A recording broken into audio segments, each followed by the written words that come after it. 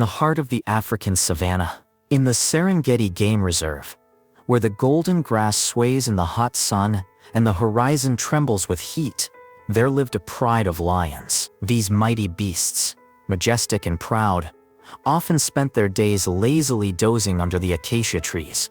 But the young lions loved to play and explore their surroundings. Not far from their territory, near an abandoned camp left by poachers, lay a pile of rubbish, rusty tins, scraps of plastic, and old containers. Among this trash stood out a large plastic tank that had once held cooking oil, now empty but still retaining the faint smell of food.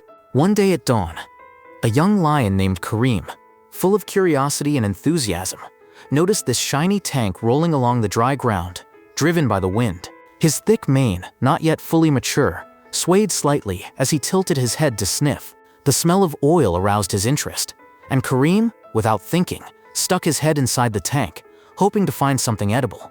But instead of food, he found that his head was stuck. A plastic tank with a narrow neck and hard edges tightly wrapped around his neck, like a trap.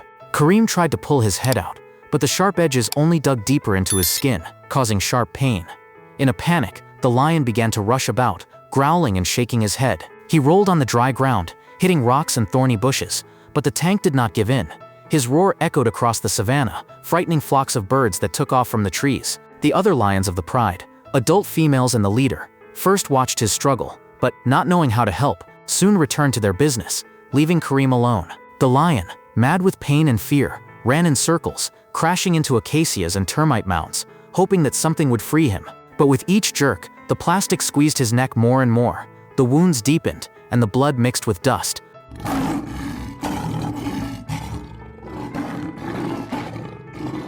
In despair, Kareem broke away from the pride and wandered deeper into the savanna. He could neither eat, nor drink, nor breathe normally. The plastic tank blocked his view, and he bumped into everything that came his way. Thorny bushes, dry branches, stones. His golden fur faded, became covered in dirt, and began to fall out in clumps. His body, once strong and muscular, began to waste away. Ribs showed through the skin, and his eyes, once shining, were now dull, covered in a veil of fatigue. The heat of the savanna increased his suffering. The tank retained heat, overheating his head, and the wounds on his neck began to fester.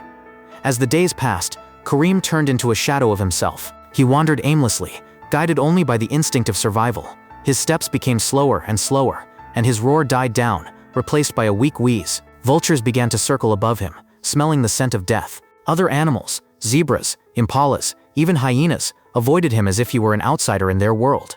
The lion, once king of the savanna, was now an outcast, imprisoned in a plastic prison.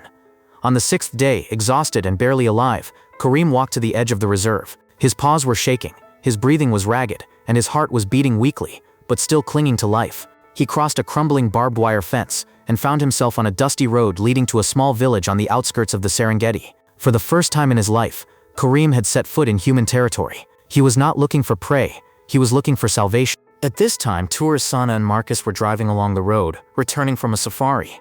They noticed a strange figure staggering in the middle of the road. Marcus slammed on the brakes when he realized it was a lion with a plastic tank on its head.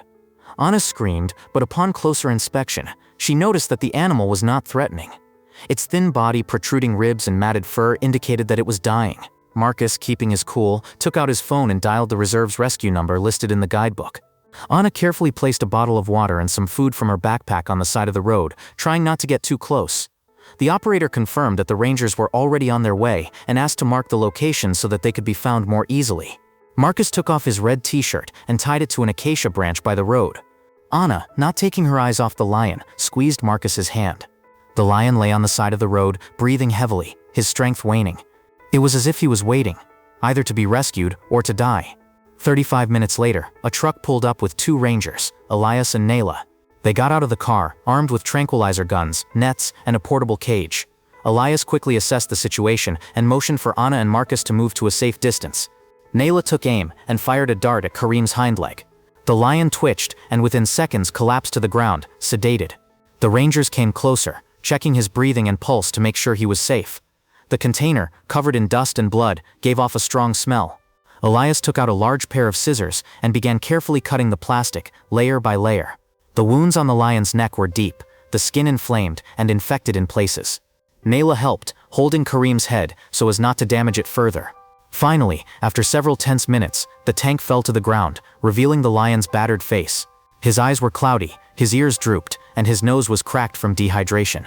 The rangers wrapped his neck in a clean cloth to stop the bleeding, and carried him to a stretcher, and then to a cage. Elias turned to Anna and Marcus, wiping sweat from his forehead. "You saved his life," he said. "Without you, he wouldn't have survived." Anna smiled, holding back tears, and Marcus simply nodded, relieved. The truck drove away, taking Kareem to the rescue center, and on the road, there was only silence and a red t-shirt fluttering on a branch. A team of veterinarians were waiting at the rescue center inside the reserve. Kareem was moved to a sterile room, placed on the operating table, and hooked up to equipment. The head veterinarian, Dr. Kamau, administered antibiotics, rehydration fluids, and anti-shock medication. The wounds on his neck were treated with antiseptic, stitched and bandaged. The dirt was cleaned from his fur, noting ulcers and signs of exhaustion. The lion remained in a coma, but his vital signs began to stabilize. Veterinarians stayed by his cage all night, monitoring his every breath.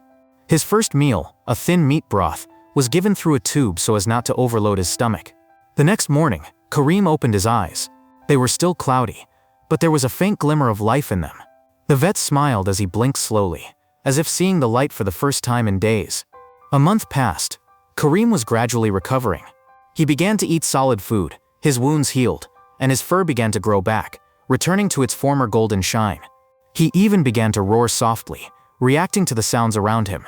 Every day, he was taken out into the fenced yard, where he learned to walk on the grass again, and basked in the African sun. Veterinarians confirmed that he was completely healthy and ready to return to the wild. Elias and Nayla took on the final mission, to return Kareem to his native savanna. They took him to the Great Migration area, where his pride lived. In a cage with the door open, Kareem looked at familiar landscapes, endless plains, herds of antelope, distant cries of hyenas. Elias opened the cage and stepped back. The lion slowly stepped out, his paws touching the soft earth. He paused, inhaling the scent of the savanna, and then turned to face the rangers. His eyes, now clear and alive, met theirs. It was a silent moment of gratitude, and then Kareem turned and disappeared into the tall grass, where the pride was waiting. Anna and Marcus were later invited to an environmental forum in Nairobi, where their story inspired hundreds of people to join conservation programs. The plastic bin was kept at the rescue center as a reminder of how trash can ruin lives. Elias and Nayla continued their work patrolling the Serengeti, and Kareem, now strong and free, became a symbol of how human kindness and determination can give a second chance even to those who have found themselves on the brink of death. Thank you for listening to this story. If you liked it, don't forget to support our channel. Like and subscribe so you don't miss new stories about wildlife.